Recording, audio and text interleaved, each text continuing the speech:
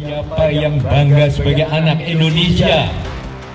Siapa yang akan terus membangun Indonesia? Ini adalah salah satu cara mempersiapkan tokoh-tokoh yang nanti akan membawa Indonesia ke arah yang lebih maju lagi, yang akan memimpin Indonesia pada zaman Indonesia emas. Menurut Kak Seto bagaimana ini? Sangat luar biasa. Wajahnya ada wajah pelanggaran HAM nggak kira-kira? Halo Sobat Kompas TV, berjumpa kembali dengan saya Jocelyn Valencia dan seperti biasa kita akan membahas isu-isu terkini dan pastinya saya tidak sendirian karena saya bersama dengan Kak Seto di sini untuk membahas apa. Jadi baru-baru ini juga muncul ya isu pro kontra terkait program pendidikan karakter bagi siswa bermasalah yang diinisiasi oleh Gubernur Jawa Barat Deddy Mulyadi. Dan kita akan bersama menanyakan seperti apa sih pandangan Kak Seto terkait hal ini. Halo Kak Seto. Ya, halo Kak Jocelyn. Apa kabar? Halo. Baik? Kabar baik. Bagaimana kabar Kak Seto? Ya, tetap sehat dan tetap semangat. Itu yang Tetap paling penting. semangat. Terima kasih banyak Kak Seto sudah mau meluangkan waktunya Kak. Kita akan membahas sedikit seperti apa sih perspektif Kak Seto terkait program pendidikan karakter ini. Dan baru-baru kemarin katanya Kak Seto dengar-dengar sudah meninjau barak militer ya Kak Seto bersama dengan Gubernur Jawa Barat Deddy Mulyadi. Ya, betul. Ya, Boleh nggak sih ya. Kak Ah, diceritakan sedikit seperti apa kondisi para siswa ketika Kak Seto meninjau barak militer tersebut Kak Seto? Iya, memang pada saat saya menerima berita bahwa ada anak dimasukkan barak militer, nah terjadi pro dan kontra. Pada waktu saya ditanyakan oleh media, maka saya bilang saya hanya akan menjawab kalau saya sudah melihat sendiri langsung ke sana. Jadi akhirnya saya menelpon Bapak Gubernur, saya minta izin meninjau langsung dengan sangat tangan terbuka dipersilakan. Nah, saya datang ke sana, kemudian melihat pada saat mereka sedang melakukan apa ya, senam pagi dan melakukan apa gerakan-gerakan yel-yel yang membakar semangat muda mereka. Nah, saya melihat suasananya sangat menyenangkan, mereka enjoy, mereka optimis, mereka penuh semangat dan seterusnya. Nah, pada waktu saya berbicara pun mereka juga mendengarkan dengan sepenuh hati, dan saya melihat juga tempat mereka, kamar-kamar mereka, tempat tidur mereka, kamar mandi dan sebagainya. Kemudian saya juga diberi kesempatan berdialog langsung dengan beberapa siswa yang para pelajar di sana. Nah, ternyata apa ya, mereka menyukai sekali tempat itu. Bahkan pada waktu saya tanyakan cita-citanya, saya tanya siapa yang menjadi guru, beberapa angkatan, siapa yang menjadi dokter, menjadi lawyer, siapa yang menjadi pengusaha atau artis atau mungkin olahragawan, beberapa angkat tangan. Pada waktu saya tanya terakhir, siapa yang ingin menjadi anggota TNI? Itu sekitar 75% angkat tangan. Saya kaget, kenapa ya? Sangat menyenangkan, gembira, semangat, cinta tanah air dan sebagainya. Jadi saya melihat mereka kan bukan aktor yang pandai acting ya, tapi spontan saja jawabannya begitu. Dan saya juga dan itu tidak terlalu diawasi gerakan saya kemana-mana, seolah ada sesuatu yang ditutup-tutupin begitu. Memang saya di satu sisi juga selalu menekankan, mohon ini bukan tempat pembuangan anak, jadi atau hukuman bagi anak. Dan saya juga mohon yang hadir situ waktu sekitar 270-an anak bukan dicap sebagai anak nakal, tapi anak-anak normal, anak-anak yang penuh dengan dinamika, yang penuh dengan semangat, yang penuh dengan ledakan-ledakan emosi yang bisa diarahkan secara positif. Itu yang paling penting. Jadi mohon tidak ada pelanggaran hak anak dan bisa selalu terbuka siapapun juga yang berminat untuk melihat sendiri, dalam arti demi kepentingan terbaik bagi anak, maka mohon tetap dipersilahkan untuk itu. Nah, ini yang catatan saya bahwa mereka ternyata sangat enjoy dan menikmati pendidikan. Dan ini juga bukan istilahnya bukan barak militer yang di tempat itu, tapi ada tulisannya Dodik Bela Negara. Apa itu Dodik? Ternyata singkatan dari Depo Pendidikan. Dan itu juga tempat menggembleng para olahragawan yang akan maju ke forum internasional seperti pemain bola dan sebagainya. Intinya memang ada unsur-unsur isi pendidikan yang dipenuhi. Ada unsur etikanya, sopan santun kepada orang tua, disiplin, hormat kepada guru, kemudian ada unsur estetikanya, keindahan berperilaku, lalu nasionalismenya, cinta tanah air, bangga dengan NKRI, kemudian juga unsur kesehatan, ini yang penting. Hidup yang teratur, tidurnya saatnya tidur ya tidur, bangun-bangun, kemudian olahraga dan sebagainya, makannya juga rapi dan ya berkualitas lah. Intinya mereka merasa lebih sehat dan lebih senang di tempat itu. Begitu saya kira. Oh, berarti kalau dari yang apa Kak Seto ceritakan gitu ya kepada saya, kepada sahabat Kompas TV, sepertinya sangat menyenangkan. Berarti apakah barak militer ini sebetulnya bukan tempat untuk mendidik mereka secara militer? Karena kan ini yang seringkali menjadi pro kontra masyarakat, pendidikan karakter bagi siswa bermasalah, tapi kok dididik secara militer gitu Kak. Berarti bukan seperti itu ya Kak Seto, ketika Kakak meninjau langsung. Iya, memang bukan. Iya, artinya mengambil inti dari hal-hal yang positif yang bisa dikaitkan dengan dunia anak. Gitu. Jadi tidak ada unsur kekerasan, tidak unsur paksaan dan sebagainya. Nah, itulah maka saya juga sangat apresiasi bahwa di situ juga hadir dari dinas-dinas. Ada dinas pendidikan, ada dinas sosial, ada kemudian dinas kesehatan, termasuk juga mengecek kesehatan mental, jangan sampai anak trauma atau stres. Dan terakhir juga ada dinas pemberdayaan perempuan dan perlindungan anak.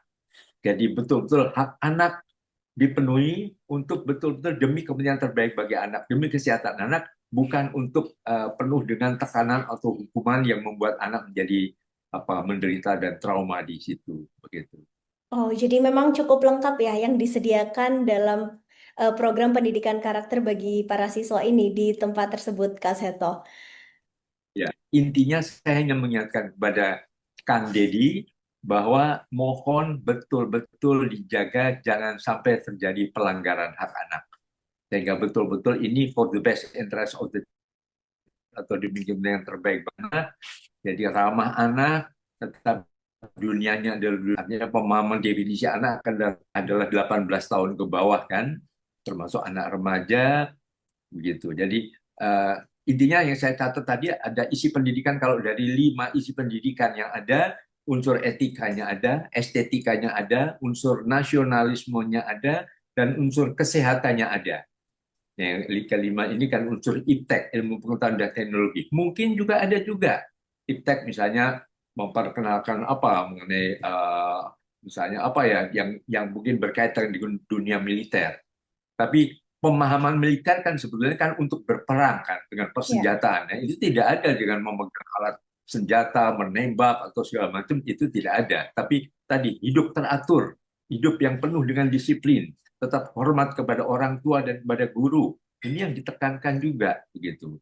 Bahkan juga beribadah. Nah, unsur apa ya akhlak mulianya itu juga tidak dilupakan begitu. Jadi Jadi, saya kira melengkapi kan pendidikan kita ada formal, ada non formal dan ada informal.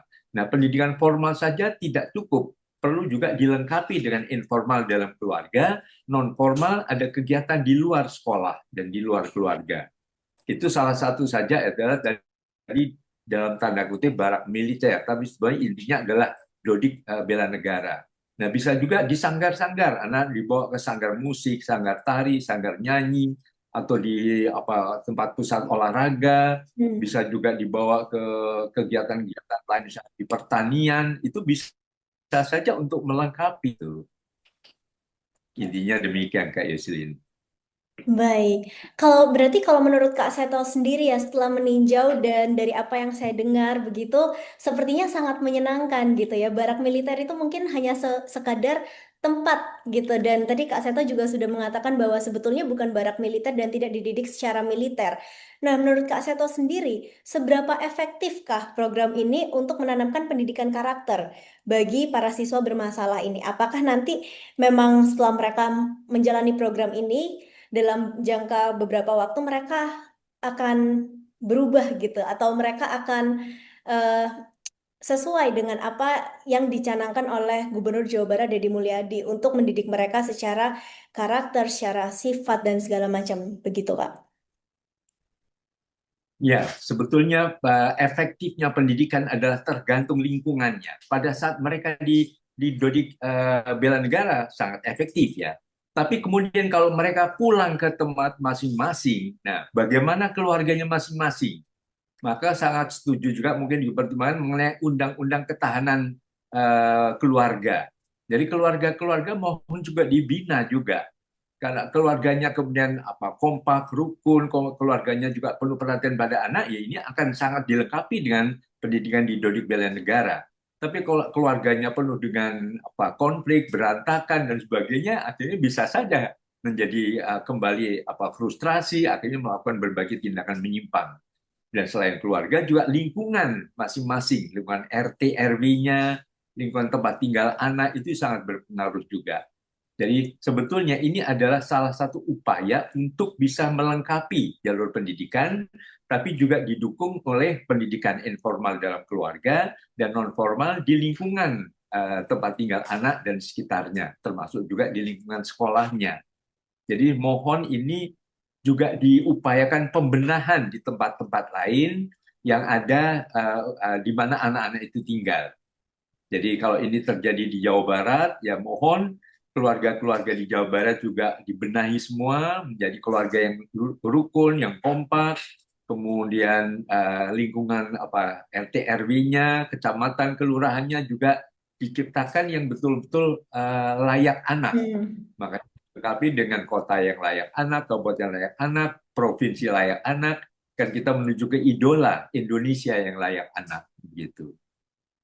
Oke, baik. Jadi memang tidak hanya, jadi memang program Gubernur Jawa Barat ini sebagai salah satu upaya yang menunjang begitu ya, Kak. Tetapi memang perlu peran-peran lingkungan sekitar, kemudian terutama lingkungan internal yaitu keluarga sendiri.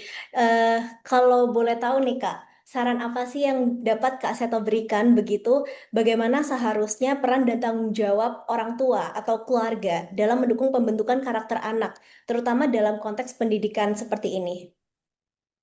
Iya, artinya para orang tua mohon bisa sangat dekat dengan putra putrinya. Kami selalu mencanangkan Gernas Sasana, Gerakan Nasional Saya Sahabat Anak, dimulai dari Presiden Sahabat Anak, Menteri Sahabat Anak, Gubernur, kemudian Bupati, Wali Kota, Camat, Lurah, RT RW, akhirnya ayah dan ibu sahabat anak. Jadi betul-betul menerima kehadiran anak, menghargai keunikan masing-masing, tidak membanding-bandingkan, tidak ada diskriminasi terhadap putra-putrinya. Kemudian upayanya adalah betul-betul mendukung potensi masing-masing. Bahwa semua anak unik, otentik, dan tidak terbandingkan, sehingga anak merasa dihargai dan akhirnya percaya diri, akhirnya tidak mengarah kepada berbagai perilaku menyimpang sebagai bagian dari protesnya karena tidak mendapatkan apresiasi dari lingkungan terdekat, yaitu dari orang tuanya sendiri. Gitu. Oke, tapi Kak Seto saya jadi penasaran juga nih. Kalau menurut Kak Seto sendiri, eh, kan ada yang bilang ya kalau misalnya karakter seorang anak itu akan terbentuk dari lingkungan yang paling internal dulu, yaitu keluarga atau orang tua tadi begitu. Nah, apakah menurut Kak Seto langkah Gubernur Jawa Barat ini sudah cukup efektif? Kenapa tidak dimulai mungkin dari sosialisasi kepada orang tuanya terlebih dahulu begitu, Kak? Iya, artinya yang tentu yang dipegang adalah anak-anaknya dulu. Jadi anak-anak diselamatkan. Tetapi memang harus juga didukung oleh upaya menciptakan keluarga-keluarga tadi. Kalau tidak salah hari ini adalah Hari Keluarga Internasional. Nanti tanggal 29 Juni adalah Hari Keluarga Nasional. Nah, mohon hari-hari keluarga ini digaungkan supaya mengingatkan, ayolah kita membentuk keluarga yang harmonis, keluarga yang kompak, keluarga yang penuh dengan lingkungan kondusif untuk membuat potensi setiap anak berkembang secara lebih optimal begitu. Jadi keluarga yang betul-betul tempat nyaman untuk anak-anak tinggal. Itu yang Hmm. mungkin nanti yang juga kami usulkan juga pada Kang Deddy Mulyadi setelah membenahi anak-anak ini juga keluarga-keluarga dan kemudian juga lingkungan-lingkungan sehingga tercipta Jawa Barat yang layak anak. Jadi dengan demikian betul-betul saling melengkapi. Tetapi langkah sederhana ini tidak usah dicap negatif dan segala macam, karena ini upaya positif untuk membangun potensi-potensi setiap anak dan kepercayaan diri setiap anak. Jadi jangan kita hanya berdebat ini tapi tidak melakukan apapun juga. Kita perlu apresiasi. Dan kalau di tempat lain seperti misalnya Gubernur DKI mengajak anak ke perpustakaan, mengajak anak ke alam bebas untuk berrekreasi dan sebagainya, tentu semuanya positif. Ini adalah bagian dari pendidikan non formal untuk melengkapi kelemahan-kelemahan atau kekurangan-kekurangan yang diperoleh pada pendidikan formal anak-anak di sekolah tadi. Begitu. Baik. Nah, Kak Seto, seperti yang tadi Kakak sebutkan juga ya, seperti yang kita tahu, program ini tuh menuai pro kontra dari masyarakat. Ada yang setuju, ada yang menganggapnya positif, tetapi ada yang menganggapnya kurang baik gitu, karena dinilai kurang efektif. Bagaimana tanggapan Kak Seto terkait respons masyarakat terhadap program ini gitu? Khususnya mungkin dari kalangan yang menyatakan kontra. Ya, jadi mungkin juga harus dari apa ya, dari Kementerian Kominfo atau Dinas Komdiji ya mungkin sekarang istilahnya ya, Ya. itu juga memberikan penjelasan, berkomunikasi kepada masyarakat mengenai apa isi dari yang diperoleh anak-anak di Dodik Bela Negara tadi, supaya tidak ada kesalahpahaman. Mungkin juga akan Dedi juga memberikan penjelasan yang lebih jelas, lebih terbuka apa yang dilakukan, bahwa ini betul-betul untuk kepentingan terbaik bagi anak, dan ya mengajak kita semua tidak hanya memperdebatkan langkah-langkah ini, artinya menghargai setiap langkah yang dilakukan untuk kepentingan terbaik bagi anak-anak, dan juga berani terbuka, berani dikoreksi, berani dikritisi apa yang kurang, apa yang masih lemah, sehingga semua betul-betul dipersembahkan untuk generasi anak-anak Indonesia. Itu yang paling penting saya kira. Untuk membentuk generasi Indonesia yang lebih baik, begitu. Nah, menuju Indonesia Emas 2045, bukan Indonesia cemas atau Indonesia lemas. Begitu. Ya, baiklah, kita sama-sama mendoakan yang terbaik pastinya untuk generasi ke depan. Kak Seto, Baik. tadi kan Kak Seto juga sudah meninjau kegiatan mereka di barak militer begitu ya. Apa sih pesan atau rekomendasi apa yang bisa Kak Seto tambahkan begitu untuk meningkatkan dampak positif dari program ini? Mungkin, oh bisa dibuat seperti ini atau dibuat seperti itu gitu. Ya, kalau istilahnya, mungkin istilah lamanya adalah anak-anak masuk barak militer. Nah, saya ingin melengkapi. Selain itu juga mohon militer masuk barak anak-anak. Nah, apa itu? Yaitu seperti yang kami gagas sejak tahun 86 yang lalu, 1986, yaitu polisi sahabat anak. Jadi anggota Polri, Polki, dan Polwan datang ke sekolah-sekolah. Yang dari mulai TK, Polwan mendongeng, Polwan mengajak bernyanyi, sehingga polisi menjadi sahabat anak, karena dicintai, dikagumi, karena dongengnya yang menyenangkan dan sebagainya. Kemudian Polki juga demikian, bukan hanya TK tapi SD, SMP sampai SMA, dan melakukan dialog dengan anak-anak, ya menanamkan unsur tadi yang disiplin, yang cinta tanah air, yang bangga sebagai anak Indonesia dan sebagainya. Jadi saling melengkapi. Jadi anak tetap di markasnya, di baraknya itu sekolah, tapi militer masuk. Jadi nanti menjadi TNI sahabat anak, karena sekarang sudah ada Polsanak oleh Mabes Polri yang kami gagas tahun 86 yang lalu. Nah, mudah-mudahan nanti juga ada TNI sahabat anak. Misalnya apa? Tentara sanak, tentara sahabat anak, atau apapun juga istilahnya, sehingga anak merasa dekat dan bisa mencermati unsur-unsur positif dari militer. Yaitu kalau misalnya berperang, ya berperang bukan dengan senjata, tapi berperang melawan kebodohan, berperang melawan kemalasan, berperang melawan pertikaian dan sebagainya. Jadi betul-betul berperang melawan diri sendiri, egoisme yang kemudian tidak rendah hati, terus arogan dan sebagainya. Nah, ini semua kan dalam konteks pembangunan karakter anak-anak Indonesia. Gitu. Oke, baiklah. Kalau dari Kak Seto sendiri nih, Kakak punya nggak sih referensi atau perbandingan begitu ya dari program serupa mungkin di tempat lain yang bisa dijadikan acuan? Iya, saya membandingkan saja ya di Indonesia saja, yaitu kalau tadi anak-anak dibawa keluar tempat lain. Jadi anak-anak misalnya dibawa pernah melihat beberapa anak-anak sekolah dibawa untuk melihat lomba balap mobil di mana Sentul misalnya gitu. Nah, beberapa anak melihat apa unsur-unsur disiplin dari para olahragawan. Untuk beberapa anak bersama-sama menonton pertandingan sepak bola di Senayan misalnya gitu.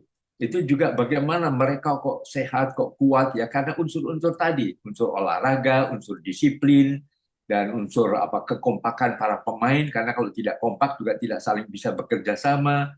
Ya, itu adalah contoh-contoh bahwa anak-anak pun diajak keluar untuk melengkapi pendidikan formal di sekolah, yaitu dalam lingkungan pendidikan non formal. Jadi pendidikan non formal ada di mana-mana, silahkan mana yang terbaik. Kalau kemudian Bapak Gubernur DKI, Pak eh, Bapak Pramono Anung. Pak Pramono Anung, ya mohon maaf, dan juga Bang Dul. Nah itu akan ada mengajak ke perpustakaan. Mari silahkan. Bahwa semua langkah-langkah itu baik dan mohon kita apresiasi, kita dukung, dan kita lengkapi ataupun mungkin kita luruskan kalau ada yang menyimpang. Artinya kita mari ibarat melindungi anak dan mendidik anak perlu orang sekampung. Perlu kita semua bersama-sama, jangan saling menyalahkan, jangan saling yang mengganggu dan sebagainya, tapi betul-betul kompak semua demi kepentingan terbaik bagi anak-anak Indonesia. Jadi Gitu. kita memang berharap yang terbaik ya untuk meningkatkan tumbuh kembang anak dan itu tidak hanya dari satu pihak saja tetapi seperti yang tadi Kak Seto bilang mulai dari keluarga, peran orang tua, kemudian lingkungan sekitar, mungkin teman-teman dan yang terbaru adalah langkah yang dilakukan oleh Gubernur Jawa Barat ini Deddy Mulyadi. Seperti itu ya Kak Seto ya. Ya, betul Kak Yusin. Ya, Kak Seto, terima kasih banyak untuk perbincangan hari ini. Sungguh luar biasa mendapatkan perspektif baru ya, bahwa ternyata memang mungkin yang dipikirkan orang-orang, oh barak militer tuh kenapa anak-anak dididik secara keras, militer, senjata, dan segala macam. Ternyata tidak seperti itu ya. Yang ternyata memang mereka mendapatkan pelayanan yang pendidikan yang baik, pelayanan yang baik, baik itu secara kesehatan maupun secara psikologis mereka begitu. Kak Seto, kami harap program pendidikan karakter ini juga bisa benar-benar ya membantu membentuk pribadi siswa menjadi lebih baik tanpa mengabaikan aspek-aspek yang tadi Kak Seto juga bilang, termasuk psikologis mereka gitu sebagai anak.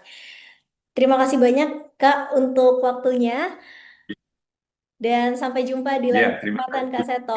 Salam. Ya, terima kasih. Ya, salam. Ya.